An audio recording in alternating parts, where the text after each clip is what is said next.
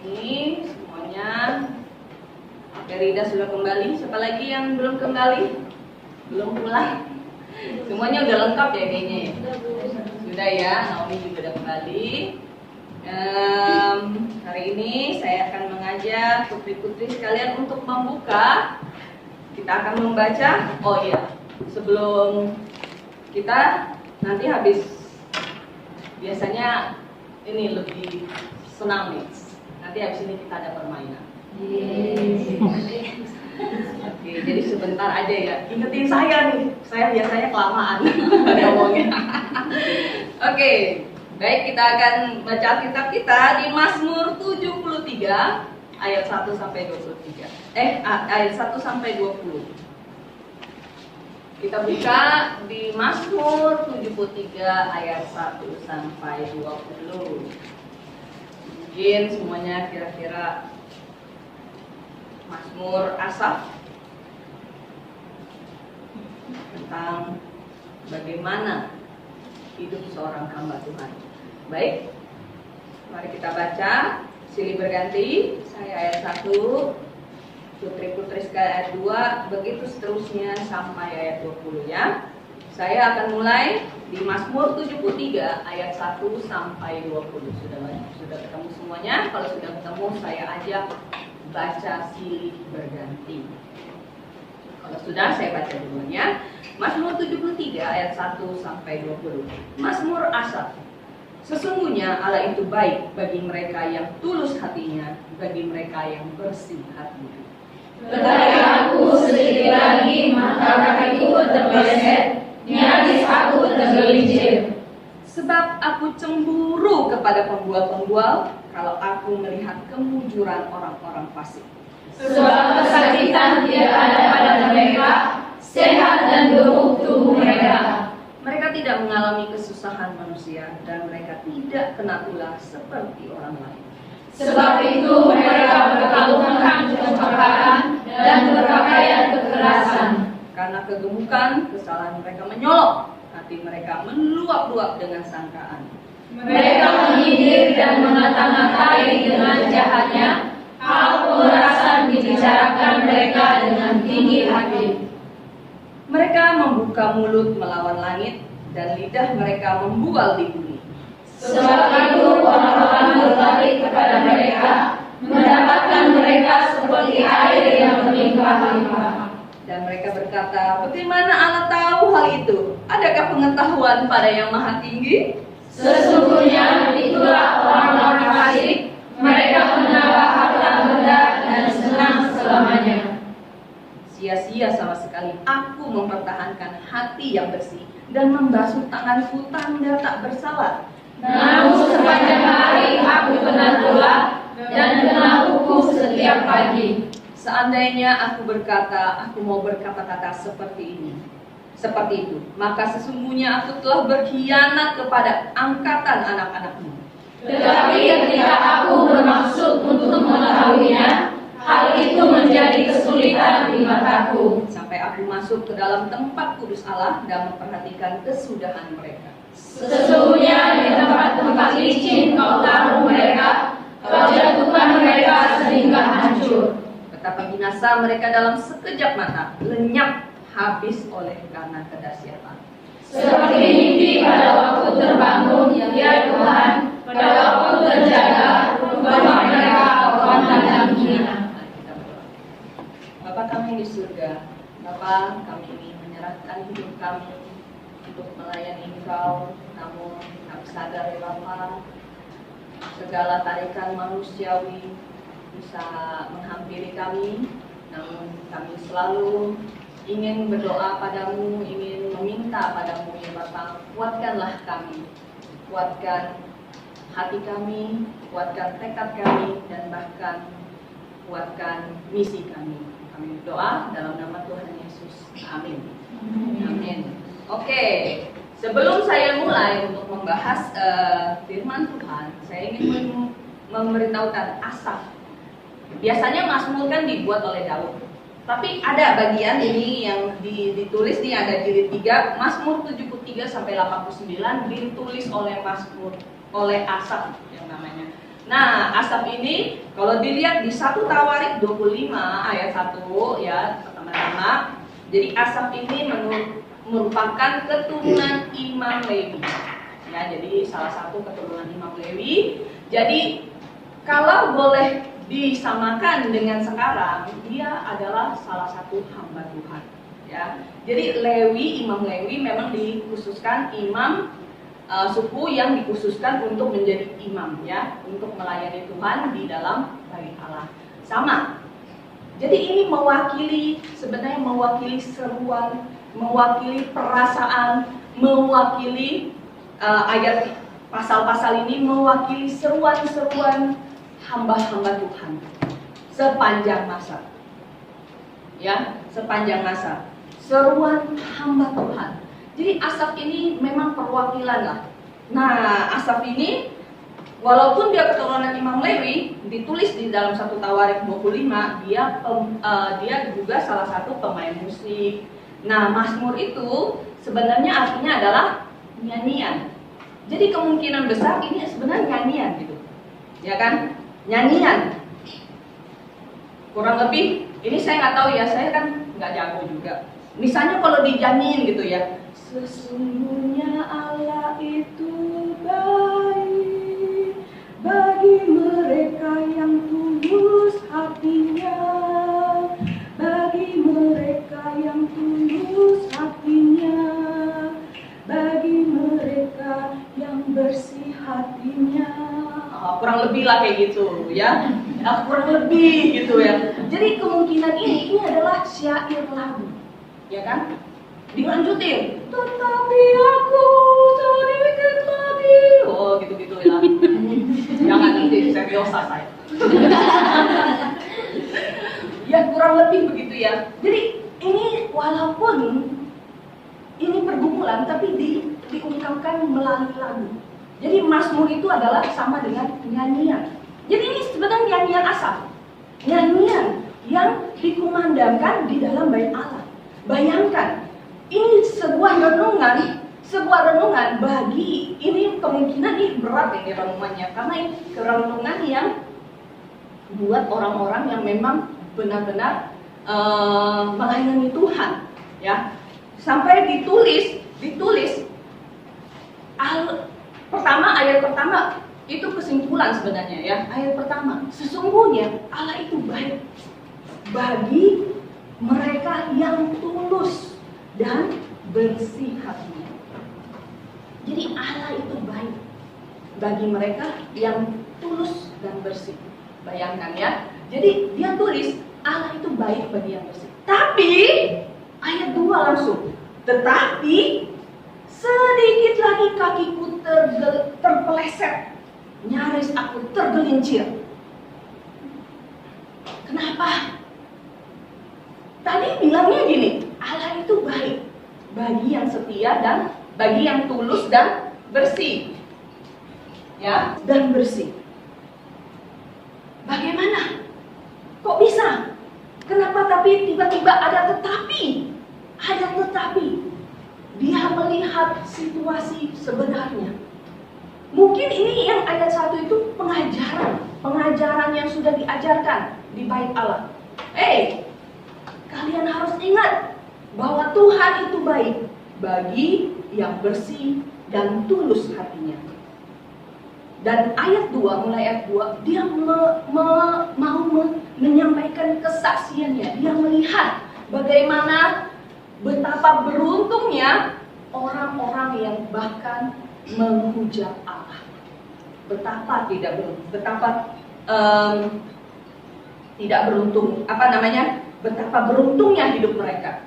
Nah, lalu ayat 3, sebab aku cemburu kepada pembual-pembual kalau aku melihat pengujuran orang-orang fasik. Akhirnya dia bingung. Haruskah saya cemburu iri hati sama mereka? Haruskah? Nah, dalam mazmur ini dibandingkan kebahagiaan semu dengan kebahagiaan abadi. Kadang kita memang juga ini ya rasanya ya melihat bahwa orang-orang fasik itu panjang-panjang umurnya, ada yang sampai 100 tahun. Orang benar meninggalnya cepat. Bahkan mereka susah hidupnya, karena saking benarnya, saking jujurnya. Nggak mau curi, nggak mau berbohong, nggak mau bermain curang. Coba aja, kayak misalnya ini waktu kita SMA, SMP pasti semua mengalami nyontek menyontek, ya kan? Nyontek menyontek bener. Nah, pernah lihat lah di sekeliling gitu kan. Saya mau jujur, belajar sampai ikat kepala, semalam suntuk, sampai pakai lidi, mau baca napi kan? Oke, besok siap, jujur. Yang lain ada kan yang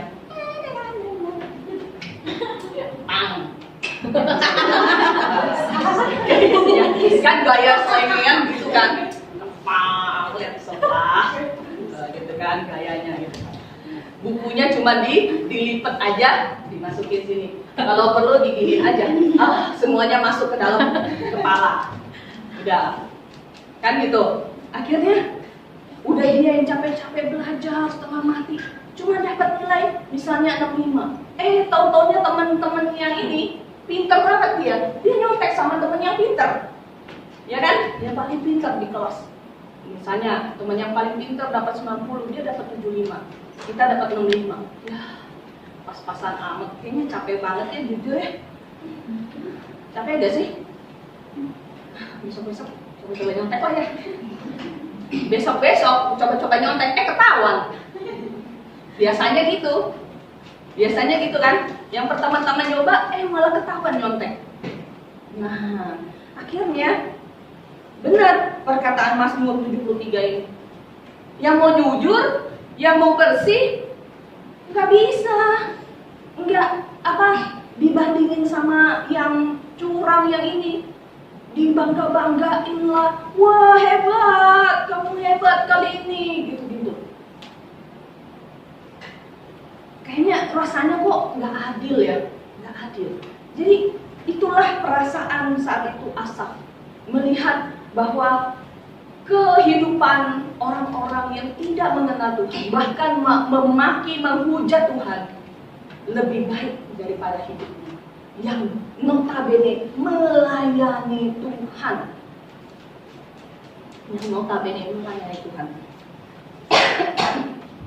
Mereka yang tidak percaya Tuhan, mereka mau mabuk-mabuk, mau melakukan asusila terserah. Kita harus menjaga diri, harus jaga image, harus ini, harus itu. Kok kayaknya terkekang gitu hidupnya. Mereka lihat, ketawanya bahagia habis minum anggur. Atau habis melakukan kejahatan, lihat tuh saya tipu dia. Dengan bangga memberitahukan. Kalau kita ketahuan salah ngomong aja, cuma salah ngomong loh, bukan beda kalau dia tipu. Kalau kita salah ngomong aja, kenapa ya saya salah ngomong ya tadi ya, malu. Kok kayaknya rasanya itu loh, di hati ganjalannya begitu ringan dia mengatakan kejahatan, melakukan perbuatan jahat.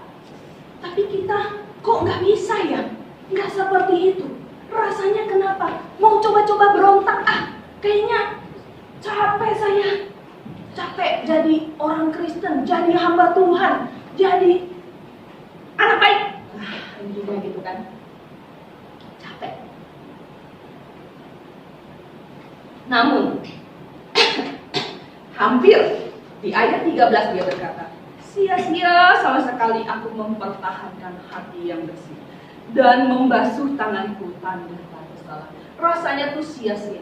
Sia-sia. Baik kalau memang dilihat dari kasat mata dunia, dari pandangan dunia, rasanya sia-sia. Kalau dunia, jujur aja, lihat kita gayanya, pakai rok, apa zaman dulu, kayak zaman dulu segala macam. Ya kan? Saya juga pernah ditanya, emang di Grafik nggak boleh dandan ya? Nggak boleh apa namanya harus pakai rok gitu? Nggak bisa gaya-gaya kayak dunia gitu? Kenapa sih kok kayaknya jadul amat kalian? Pernah juga dia tanyanya begitu. Ya, kita senyum-senyum aja ya. Di dunia ini mau ininya tebel kek, mau apa ininya merah terus kek, gitu ya. Mau roknya skinny kek, apa? Bukan roknya pendek kek. Mau celananya apa namanya jeans ketat kek. Terus atasnya mau sependek gini kek, mau kelihatan perut kek, gitu kan. Semuanya ada. Kenapa para wanita Grafik kok kuno sih? Nggak mau ikutin zaman? Why? Mungkin semua udah tanya. Terus mungkin peraturannya gitu.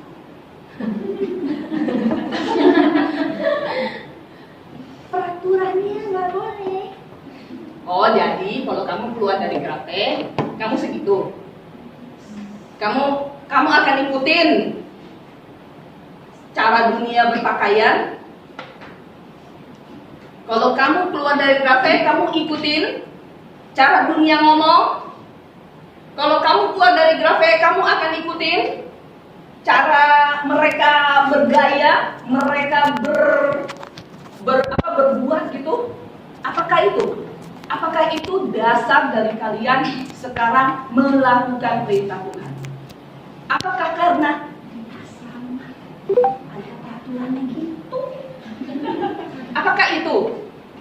Apakah itu dari dasar hati kalian? Ya, saya takutnya karena memang saya sudah melihat 10-an tahun lebih asrama, aspra, ya. Setelah keluar dari kungkungan aspri. Ada beberapa orang yang memang terkungkung gitu, merasa terkungkung di dalam sini, sehingga sekali keluar menjadi liar. Entah menjadi binatang liar atau manusia liar. Ya, sepertinya manusia liar itu kan binatang ya. Jadi bagaimana ternyata firman Tuhan tidak masuk ke dalam hati mereka. Mereka hanya karena peraturan. Bukan karena saya mengasihi Tuhan sehingga saya mengikuti perintah Tuhan yang tertanam di dalam peraturan di asrama. Berbeda dengan saya memang tidak bisa melakukannya karena saya ada di dalam asrama yang mempunyai peraturan. Itu berbeda jauh, ya. Jadi seperti di dalam Mazmur 73 ini, Asaf mencoba-coba mau keluar ini. Dia coba nih, sia-sia nih, sepanjang hari kena tulah, ya kan? Kalau orang ya yang mau ikutin kebenaran, lihat musik, dihujat dulu, ya kan? Oh, sok benar sendiri, ini, itu semuanya banyak, keluar semuanya seperti seolah-olah saya tuh dikucilkan, dipojokkan segala macam. Ya, seperti itu.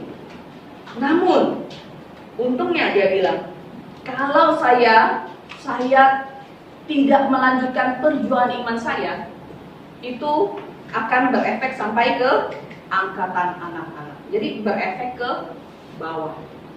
Di ayat 15 ditulis, ya. Kalaupun saya gugur dalam pertandingan, ingat efeknya tuh ke anak-anak kita, ya. Mungkin kamu imannya masih ada terkikis, walaupun tidak, pastilah namanya sudah pernah ada di Grafik, ya kan? Pasti tidak tidak bisa langsung.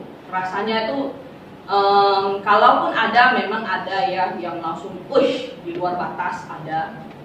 Tapi kalaupun mau tidak menjadi hamba Tuhan, kalau memang sudah agak tertanam gitu ya, itu dia masih ikutin norma-norma, ya kan? Tapi anaknya gimana? Nah, lebih baik. Makanya dikatakan, tetapi aku di ayat 16, tetapi ketika aku bermaksud untuk mengetahui hal itu, mengetahuinya, hal itu menjadi kesulitan di mataku. Saat aku, kenapa dia bertanya, kenapa saya tidak mujur? Kenapa kalau dibandingkan dengan mereka yang berbuat jahat, saya bahkan terlihatnya tidak diberkati Tuhan. Terlihat saya tidak diberkati Tuhan. Saya malah lebih miskin daripada mereka. Mereka berbuat curang, makin banyak hartanya, makin bahkan mereka makin saling menyombongkan diri dengan perbuatan-perbuatan jahat mereka. Tapi sudah saya menyerukan kebenaran, kalian bertobat, malah dihina sama yang tadi itu, ya orang-orang itu dihina mungkin. Mereka menghina saya. Kenapa? Tuhan mengingatkan Asaf di sini lagi di ayat 18, ayat 19 bahwa Tuhan menaruh mereka di tempat-tempat yang licin. Tadinya dia yang mau terpleset kan? Tadinya dia yang mau terpleset di ayat 2. Tetapi aku sedikit lagi kakiku terpleset. Ternyata terbalik ternyata. Dia pikir dia mau terpleset. Dia tergelincir. Oh, ternyata Tuhan justru menaruh orang-orang jahat itu yang di tempat-tempat yang mereka bakal terpleset, tergelincir. Harusnya memang bukan saya yang terpleset, bukan saya yang tergelincir sebagai orang hamba Tuhan, ya. Tapi mereka yang tidak mau percaya Tuhan, mereka yang bahkan menghujat Tuhan, mereka yang nanti akhirnya mendapat akibatnya di kekekalan, ya. Jadi di ayat 20 dikatakan ini sebenarnya indah, seperti mimpi pada waktu terbangun. Jadi dia mungkin mimpi gitu, dia melihat sama seperti yang perumpamaan Lazarus dan orang kaya, ya kan? Mungkin dia mimpi kurang lebih seperti itu gitu ya. Kurang lebih mimpinya seperti itu. Bagaimana dia melihat ada orang kaya yang berteriak-teriak kepada seorang miskin di atas sana. Bapak Abraham, tolong kirim Lazarus untuk kasih tahu ke teman-teman, ke saudara bahwa mereka harus percaya pada Tuhan. Mungkin itu mimpi mereka, itu mimpi Asaf, ya, kurang lebih digambarkan seperti itu.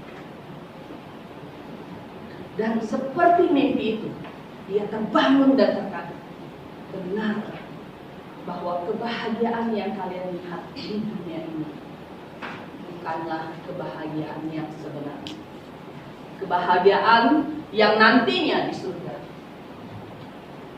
Bapak Abraham, siapapun yang lain menyambut kita dengan gembira, ya.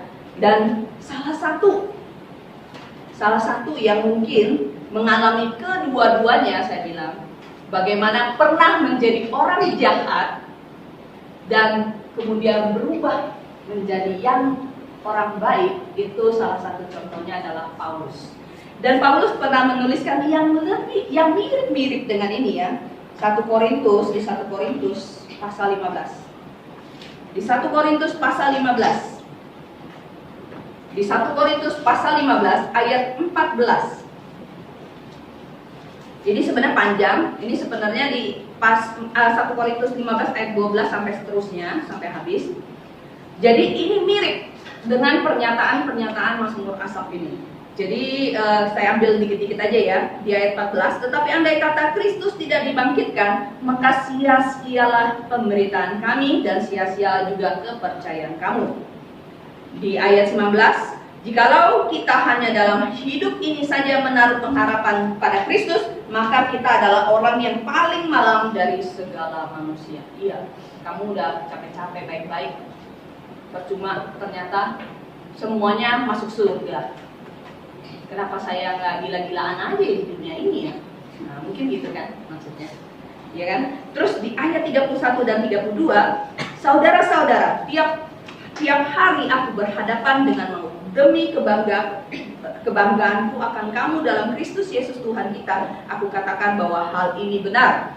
Kalau hanya berdasarkan pertimbangan manusia saja, aku telah berjuang melawan binatang buas di Efesus. Apakah gunanya hal itu bagiku? Jika orang mati tidak dibangkitkan, maka marilah kita makan dan minum, sebab besok kita mati. Ya begitu. Kalau tidak ada kebangkitan, kalau tidak ada surga, ya sudah, kita berpesta pora aja sekarang. Betul kan? Ngapain kita mikirin hal-hal yang rohani kalau ternyata itu semua tidak ada? Tapi sebenarnya itu semua sudah tertanam di dalam hati kita. Benar, dalam hati kita tertanam bagaimana di hati kita bahwa sebenarnya memang ada Allah.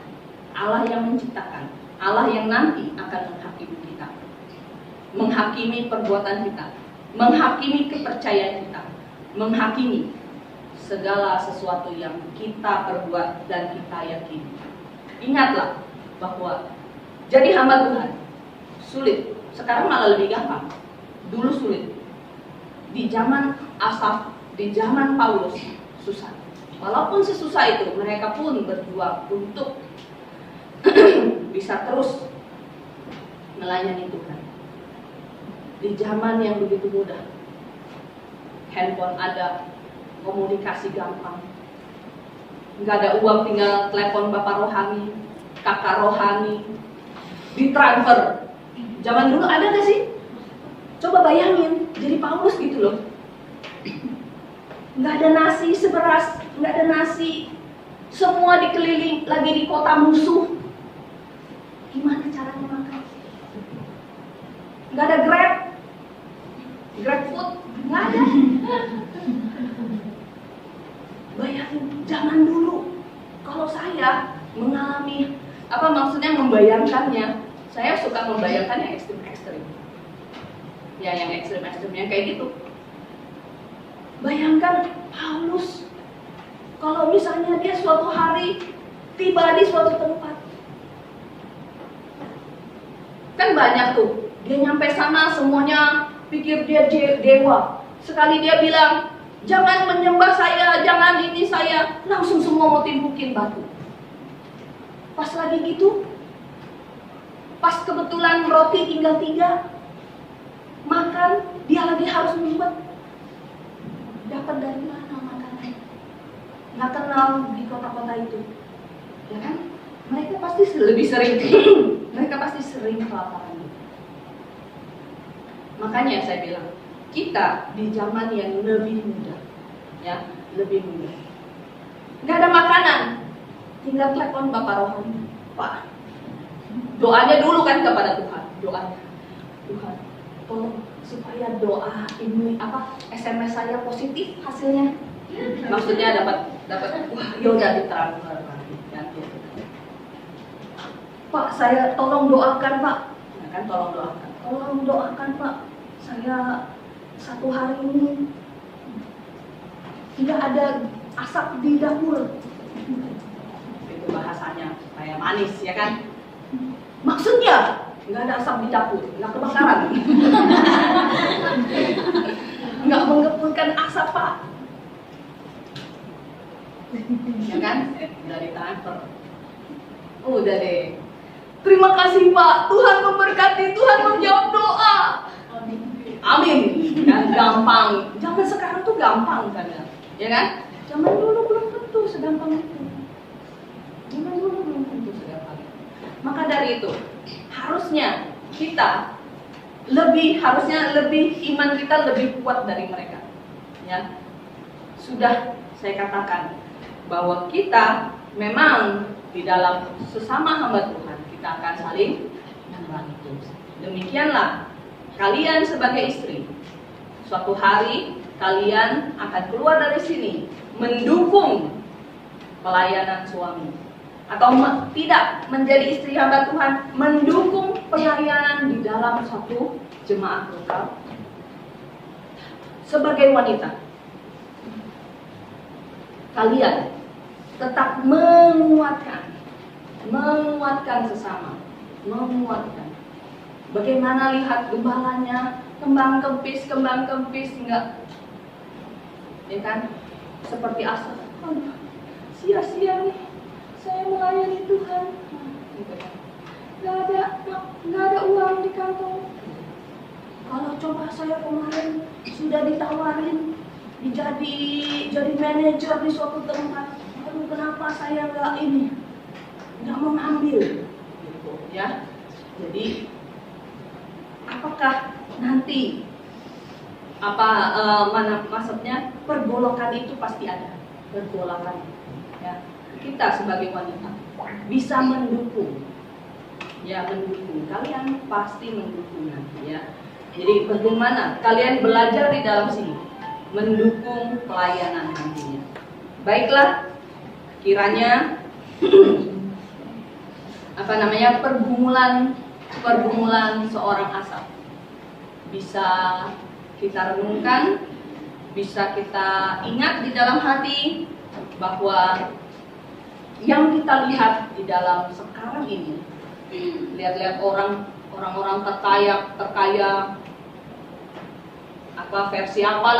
versi majalah Forbes. Saya paling sering dengar tuh majalah Forbes gitu tulisannya, ya kan, versi terkaya. Jadi mereka terkaya, tapi kita dengarkan kesaksiannya kan cerai, kawin lah, apalah. Kita mungkin nggak tahu lika-liku seluruhnya gitu ya, mabok-mabokan lah apa segala macam mungkin ada gitu ya. Karena beberapa kali memang saya pernah diundang ke yang atas-atas gitu. Sekali lihat tingkah laku mereka udah biasa katanya begini. Ya. Jadi ya begitulah, pasti kemungkinan kebanyakan yang ada itu gitu. Justru mungkin itu nanti di berikutnya ada dikatakan, biarlah saya tidak terlalu kaya sehingga saya melupakan Tuhan. Ada di ayat itu. Ya, mungkin Tuhan ingin kalian sedang-sedang aja, nggak usah terlalu, karena kita mau hidup kita bersandar pada Tuhan.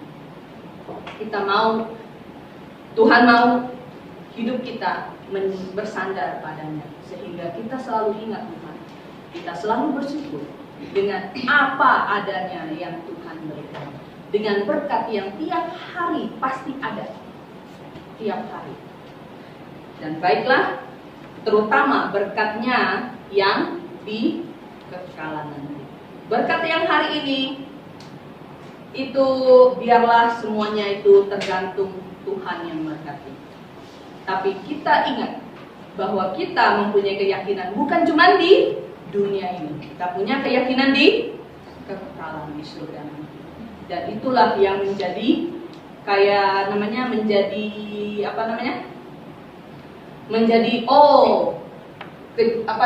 misi kita, menjadi suatu target bahwa saya mau melayani Tuhan, saya mau berkenan pada Tuhan, saya mau mengikuti perintah Tuhan demi kekekalan, bukan demi siapa-siapa.